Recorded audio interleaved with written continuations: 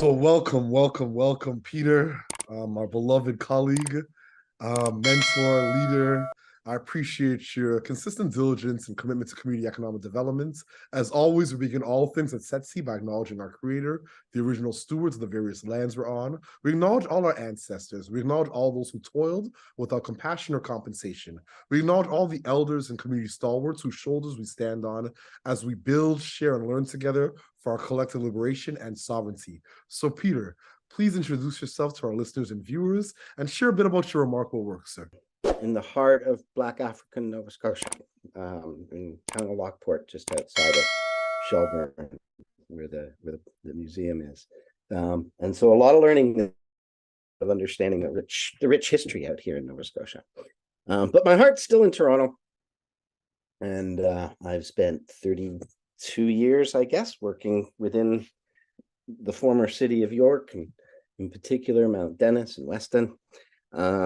And it's been an honor and privilege to work in those communities because they're open, because they say, how do we get her done? And they're more interested in positive outcomes for everybody than necessarily the right process. So that's been a huge privilege and honor for me over the last 32 years. That's incredible. It's incredible, sir. So, Peter, what inspires you currently about your work? Is there anything inspiring you right now? Anything that's making you curious, that's making you excited? Privilege is about having choice. Our work is to ensure everybody has choices. Period. That's what inspires me. Well said. Well said. Yeah, so, how do we do that? There isn't a game plan for it. You do it through humility, you do it through vulnerability, you do it through building relationships, and you do it through hope, which is just weaving together opportunities so that people can see possibility and they can see movement. And so it's not anything one person does. It's the art of weaving together what so many are doing into a picture of hope. We just got a report from our children and families group working with University of Waterloo Family Labs, and we were starting to see higher increases in children's optimism than in the general public. We presume through their engagement in childcare. When you consider the pressures that families are under, rent, fear of losing home, food, at a very, very basic level, and you consider the world that we're living in, with horrific war and destruction, it seems, all around us, with the insanity that is the USA to the south of us, what we see is real and appropriately placed fear in community meetings. And I have to add the words real and appropriately placed. And yet we can see children's optimism and outlook improving through these tests. And, there's more work to do to verify it and validate it. But my God, that's encouraging, because those are the tides that we're all swimming against. Absolutely. I couldn't agree more. And that's remarkable. That's remarkable work. I give thanks for sharing that. Thank you.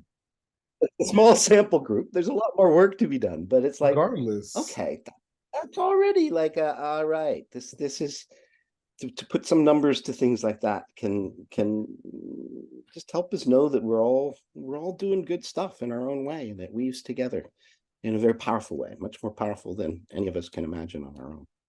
Yeah, that reminds me of the late great Dr. Gina Brown. Years ago, I was like young, 23, 24. She gave me a book called Flourish. And book Flourish was around positive youth development and looking at assets versus deficits. Yeah. And you tracking this work in terms of optimism in children, I think, is brilliant, but also shows that there is hope. Oh, but do you remember we had a meeting with Dr. Gina Brown with the deputy of corrections. I remember. For those of us who are listening to this, Dr. Brown was an absolutely brilliant scholar, and a remarkable woman who came originally from Kentucky and had not lost a lot of the accent. And I'm sure I'm not doing any disfavor by mimicking in this way, but she leaned over to the deputy minister, held his hands and said, "Deputy, you're hurting your children." And she just let the pause be. And so privilege is having choice, and privilege is being able to speak the truth. Yeah, speak the truth to power. Yeah. So my neat. next question is, what challenges and barriers do you face in your work? And how are you and your team working towards overcoming some of these challenges? Oh, it's a tiresome question. It is. Change the lens. Just got out of a meeting with our senior team. We have 6 or 7 different opportunities, just not program wise, just around, real estate and leveraging and what we can do. And our problem is not choosing. Our problem is coming up with the framework to analyze them so that we make the right choices. And so we get caught up in barriers so often. We get caught up, you should do a feasibility study on that. We're trying to reduce poverty. Really? Like, just try it.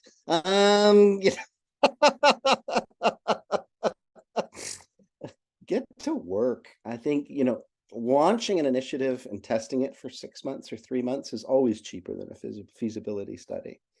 Oh my goodness. We need to do a needs assessment. Good God, really? I mean, I'm looking at the list of people who you've done interviews with. It's really, really impressive. Every single one of them knows their community intimately and does not need to do a needs assessment because they haven't got an idea that's going to flood the market with anti-poverty and hope. So just get on with it. So I think it's not the barriers as much as it's the choices, and making the right choices that creates the momentum that allows people to see hope, that allows for the next wave of change. So I have another question then. How do you feel about the future of the nonprofit sector in Canada? In Ontario, we are already larger than construction and automotive combined. So I'm fearful because we've become used to being parasitic supplicants, and we are comfortable being patted on the head and told, "That's sweet." And yet we are quite powerful. There are leaders that understand the future, and our biggest job is to help the general public see that we are an integrated part of the economy, not just supports for individual, but a living economy that grows, that produces, that creates wealth for all, which really was the intended goal of capitalism, was to create wealth for all. It was absconded with quite quickly in the game, but yes. So I think I think the future is strong, but I think we have to be strong enough to claim our place in a different language, our place in the economy, and our place as a vital part of the economy. That makes perfect sense. And thank you so much for even sharing that stat, because it is true. A lot of times folks look at our sector as small. I'm not realizing that there's folks that are making payroll on 450 staff. There's large nonprofits that are huge value. And then they say, well, where are you getting your money from? Government? Well, yeah, and so is de Havilland. Yeah. And you don't question their place in the economy. That's a fact. So most of our 90% of our contracts are fee for service. And I think as nonprofits start to examine their contracts through a different lens, they'd realize how much of their contracts were actually fee for service, and not generous charity from Lady Bountiful. That's a fact.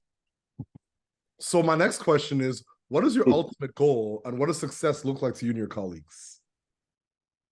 I mean, I would go back to what I said at the beginning. Success is about having choice. So success for our clients, individuals in our community, is about them having choice. And right now, depending on where you are, there aren't a lot of choices. When you're working 3 part-time jobs and you've got kids and you're running an Uber at night and you're, just hanging on, it doesn't feel like there's a lot of choices. And even if there are, you don't barely have the time to consider them. And then I'd like to see community collectively have choices and have a say. Through the brilliance of Sean Gadden and Francis Nunziata, we've launched and handed over the Mount Dennis for All community plan, which actually puts affordable housing and recreation and community space targets on the backs, the accountability to sit with planning. And it's really interesting because in our system of city building, the planners hold all the power and have none of the accountability except to abstract rules that have been created. So choice for individuals, choice and influence for communities as a whole. And I guess for the Learning Enrichment Foundation, just always been and remain just a steward of its nimbleness. And I think not actually being able to define necessarily the thing we're hoping to be nimble to do, because we don't know yet, but always being nimble and being able to take advantages of the opportunities that arise in moments in time. So it's a very mercurialistic kind of way of looking at things. But so often when you see something that needs to change, and my God, do I honor the people who then dig in and fight for that change, right? And it takes forever. And we're always supportive, always been supportive of those groups. But that is exhausting work. To be on the lookout for community, because we're in community development, to just be on the lookout for opportunities becomes actually quite joyful work. And so I've been very privileged in that the work has been joyful as we look for opportunities and we move them forward. In order to create that privilege of choice, and in order to create those opportunities for hope and for building hope, but we still have to dig in on the systemic issues, and fight those longer fights. In a lot of cases, it's just building awareness, right? It's just helping people understand what they don't understand and seeing it in its full context. And that's where SETC has been, I got to say, absolutely brilliant. The determination. So we've looked at community financing and this social innovation financing, whatever word it's had for the last 20 years. And none of it has ever really spoken to Mount Dennis or the former city of York, right? And then along comes SETC, who actually names, and now I'm putting words in SETC's mouth, but too much of what's going on now is about the redemption of the rich and the institutionalized investor on their terms with no real change. And SETC's been one of the few and only voices that has been at the table and not groveling, and just speaking that truth. And it's disarming. So I mean, I come back from a couple of days in Newfoundland around the Social Impact Summit for the Atlantic provinces, and everybody's being very polite. Canadian and East Coasters, it's all very polite. And yet you then have this conversation around, doesn't this just like it's just the bank, but it's been painted a different color, and they all go, oh yeah, we're not ready for that. We're not ready for that. And so what you find is those pockets of resistance as one has the conversation and speaks the truth are stronger than you think. And too often there aren't enough of us in the room to just speak the obvious. Usually better to be spoken as a question than a statement of blame. And let the power of numbers and independent thought just unfold from there. I think that's so to put it back on you, I think that's always been the brilliance that I've seen in you and LEF. The very first moments I remember walking in the Learning Enrichment Foundation at 116 Industry Streets in New York Southwest, in one of the poorest ridings in the country, and being familiar with the Western Mount Dennis community for years, like going to all the stores and being connected. I remember seeing Toronto.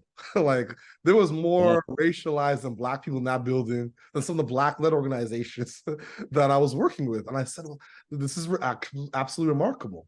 And then in terms of creating pathways for organizations like SETC to convene meetings, to hold space, to convene gatherings, to ideate, I think speaks to the resistance that's needed because the revolution has been colonized. Most revolutionary thoughts, paradigms, ideas in various sectors have colonial frameworks almost placed on them. So I applaud LEF for being one of those spaces and those organizations that's always on the cutting edge of creating space, safe spaces. Yeah. Don't applaud too much. It's really simple. Why do we put so much effort in so many pockets of our lives into saying no? For the last 40 years, LEF, in a very simple and straightforward manner, has kept our eyes collectively open, our hearts open, our arms open, and our effort into saying yes.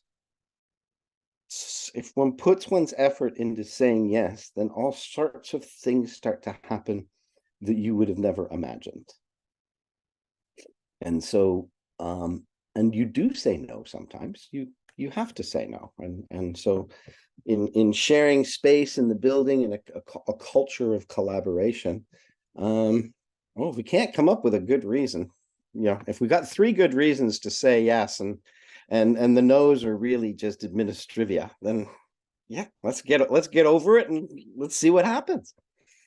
Right. And then the other one I love it. Oh, but it might fail. Okay. Did we hurt anyone? No. Okay.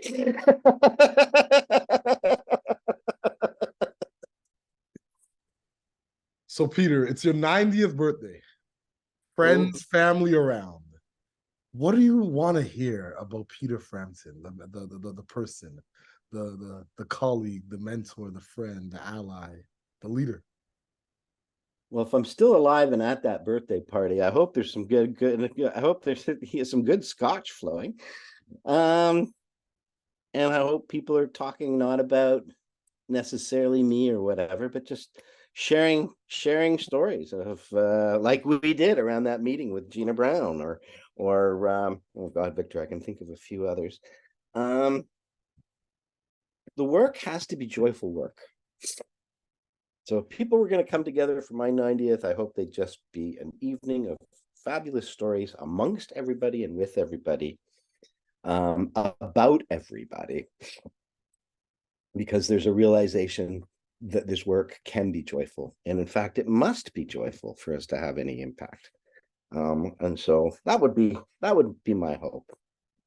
And, the quality of the scotch, really don't care as long as there's some.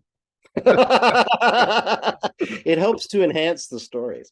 Indeed. Peter, it's been an absolute pleasure. My last question, do you have any closing thoughts or call to action for our listeners and our viewers? Speak the truth in the room you're in. There's probably 8 other people thinking it and not feeling comfortable enough to speak it. Understand your privilege and hold on to it and wield it and never be ashamed of it. Well said. And we'll close the way we began this interview by acknowledging our creator, acknowledging the original stewards of the various lands we're on. We acknowledge all our ancestors. We acknowledge all those who toiled without compassion or compensation. We acknowledge all the elders and community stalwarts whose shoulders we stand on as we build, share, and learn together for our collective liberation and sovereignty. Thank you so much, Peter, for all that you do for so many. Thank you.